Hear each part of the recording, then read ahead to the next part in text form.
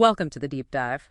Today, we're looking at a complex economic situation, but we're doing it through a really personal story. Miller and Son Metalworks. Right, a 60-year-old American steel company. Their story, sadly, it doesn't end well. And the core of it revolves around protectionist tariffs, stuff that founder Arthur Miller initially saw as, well, basically a prayer answered. Exactly. They thought this was the solution.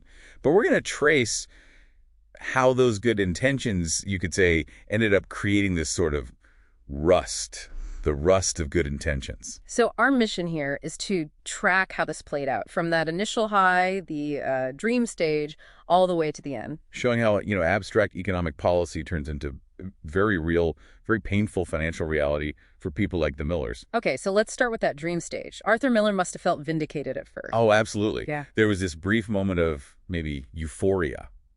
A local competitor, one who really relied on cheap foreign steel, they folded almost right away. And Miller and Son picked up their contracts. They did. So on the surface, it looked like, great, the policy worked. But hang on.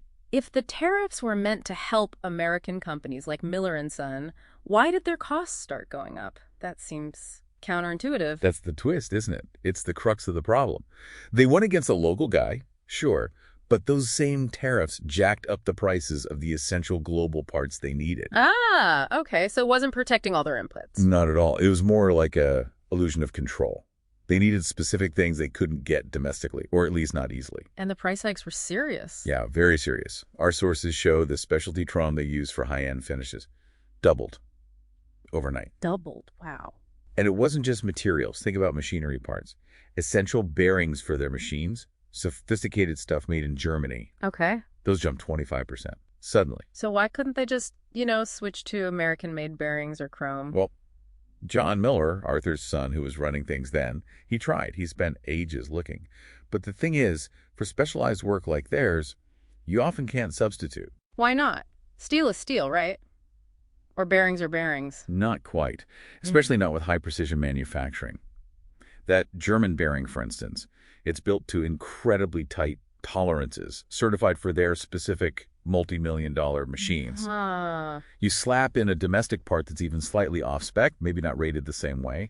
You risk wrecking your equipment.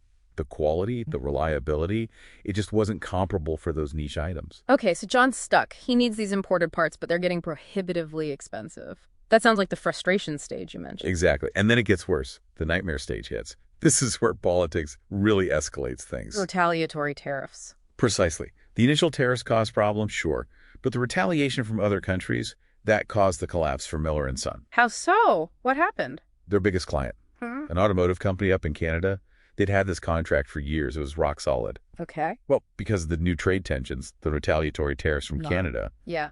they canceled it. Just like that. An email notification. How big was that contract? It was huge, 40%. 40% of Miller and Son's total annual revenue. Gone. 40%. Oof. That's devastating. Utterly. The impact was immediate. John had no choice. He had to lay off a third of the workforce. A third of his people. You can just imagine the silence in that factory afterwards. That's what we mean by the economic heartbeat stopping. It affects the whole community. And it didn't just stop there, right? This had ripple effects for the future of the business, too. Absolutely. It froze the future. John's daughter, Elena, she had an international business degree. She was all set to take the reins, modernize. So what stopped her? The uncertainty. The banks saw that massive revenue hit, saw the unstable trade environment. Credit lines just dried up. So things like expansion plans? Dead in the water.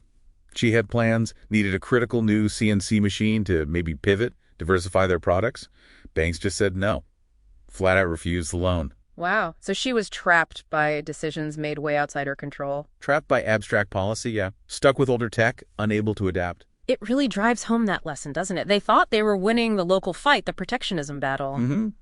But they completely lost the bigger war, the war for economic sustainability in a globalized world. They just didn't see, or maybe couldn't see, the full picture. That rust of good intentions just ate away at everything. It did. And think about those specific parts we mentioned earlier, that specialty chrome, those high-precision German bearings. Yeah. It shows something really important. Even a traditional American company like Miller and Son, making metal products, is deeply reliant on a global supply chain for very specific critical inputs. Right. They weren't just using basic American steel for everything. Yeah, for the advanced stuff, no. So it leaves you, the listener, with a pretty provocative question, I think. In today's interconnected economy, when a company or an industry pushes to fight back with tariffs, are they actually, in the end, just fighting their own supply chain? Something to think about.